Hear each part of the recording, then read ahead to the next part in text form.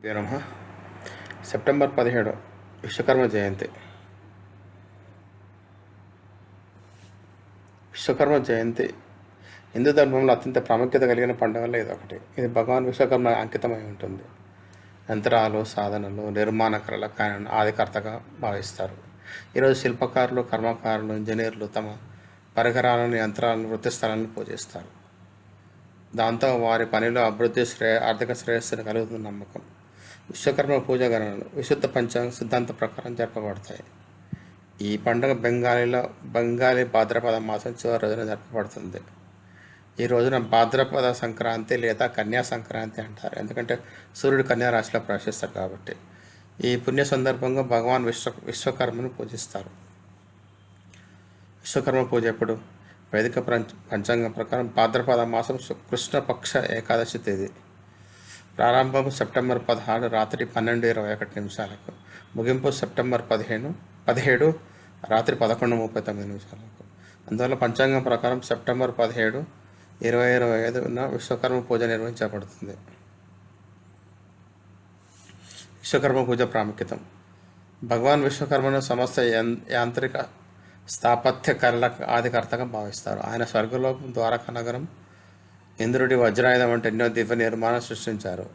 ఈ పండుగను శిల్పకారులు, కర్మకారులు, ఇంజనీర్లు, యంత్ర సామాగ్రి వాడు ప్రతి వృత్తి వారు ప్రత్యేకంగా జరుపుకుంటారు. ఈరోజు యంత్రాలు, సాధనాలు, పని స్థలాలను పూజ చేయడం వల్ల పనుల్లో విజయవంతం, అభివృద్ధి కలుగుతుందని విశ్వాసం. విశ్వకర్మ పూజ ద్వారా లభించే ఫలితాలు. వృత్తి మరియు వ్యాపారంలో అభివృద్ధి. భగవాన్ విశ్వకర్మ అనుగ్రహంతో వ్యక్తులకి ఉద్యోగంలో విజయం, పదోన్నతి, వ్యాపార విజయం లభిస్తాయి. ముఖ్యంగా వ్యాపారులు, శిల్పకారులు, ఫ్యాక్టరీ యజమానులు ఆయన పూజించడం వల్ల నిరంతర అభివృద్ధి, గుర్తింపు లభిస్తాయి. భద్రత మరియు ప్రమాదాల నుంచి రక్షణ. ఆయన సాధనాలు, యంత్రాలు, ఇంజనీరింగ్ సంబంధించిన వారిని విశ్వకర్మ పూజ వర్క్ ప్లేస్లో జరిగే ప్రమాదాలను, యంత్రాల లోపల బ్రేక్డౌన్ నుంచి రక్షణ కల్పిస్తున్న నమ్మకం. పనులు సాఫీగా సాగేందుకు ఇది సహాయకారిగా ఉంటుంది.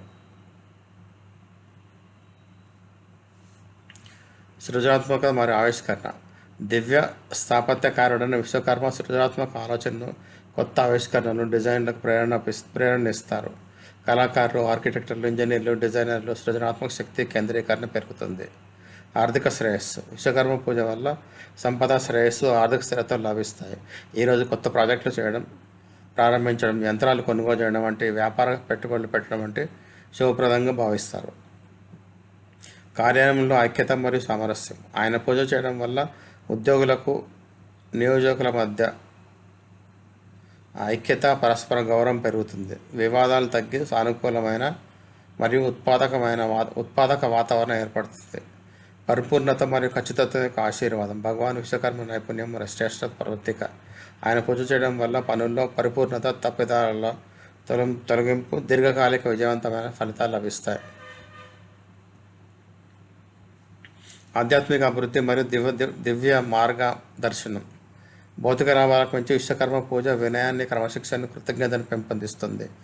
జీవనాన్ని నిలబెట్టే సాధనాలు, నైపుణ్యాల పట్ల కృతజ్ఞతా భావాన్ని కలిగిస్తుంది. ఈ విధంగా ఆధ్యాత్మిక సమతుల్యం మరియు మార్గంలో ముందుకు నడిపిస్తుంది. వేదాలలో విశ్వకర్మ ఋగ్వేదంలో విశ్వకర్మను విశ్వ నిర్మాణకర్త, సృష్టి శక్తి స్వరూపుడిగా వర్ణించారు. సృష్టికర్త అయిన బ్రహ్మదేవునికి సహాయకుడిగా ఆయన లోక నిర్మాణ రూపరేఖలు రూపొందించారు. వివిధ గ్రంథాల ప్రకారం శ్రీకృష్ణుడు ద్వారకా నగరాన్ని, పాండవుల కోసం ఇంద్రప్రస్థ మహల్ని, సుధామ కోసం సుధామపురిని, రాక్షసరాజు రావణ్ కోసం సువర్ణ లంకని, దేవతల కోసం స్వర్గలోకాన్ని నిర్మించారు. అదేవిధంగా ఆయన ఎన్నో దివ్యాయుధాలు, పరికరాలు సృష్టించారు. శ్రీ మహావిష్ణువు కోసం సుదర్శన చక్రము, శివుడి కోసం త్రిశూలము, కార్తీకుడి కోసం శక్తి ఆయుధం, శూలం వంటివి. విశ్వకర్మ పూజా విధానం. పూజకు ముందు యంత్రాలు, సాధనాలు, వర్క్షాప్ శుభ్రం చేయాలి. తెల్లవారుజామున స్నానం చేసి పూజ సంకల్పం చేసుకోవాలి. ఒక మంటపంలో భగవాన్ విశ్వకర్మ విగ్రహాన్ని ప్రతిష్ఠించాలి. పూలు, అక్షింత, రోలి, చందనము, పసుపు, దీపము, ధూపము, పండ్లు, మిఠాయిలను పూజా సామాగ్రిగా సిద్ధం చేసుకోవాలి. మొదట వినాయకుని పూజించాలి. తర్వాత విశ్వకర్మ భగవాన్ తిలకం చేసి పూలమాలను అర్పించాలి. అన్ని యంత్రాల, సాధనాలపై తిలకం దిద్ది వాటిపై పూజ చేయాలి. వాటిపై పూలు, అక్షింతలు చల్లాలి.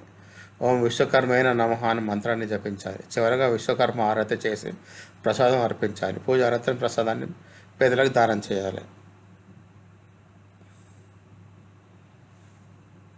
ధన్యవాదాలు.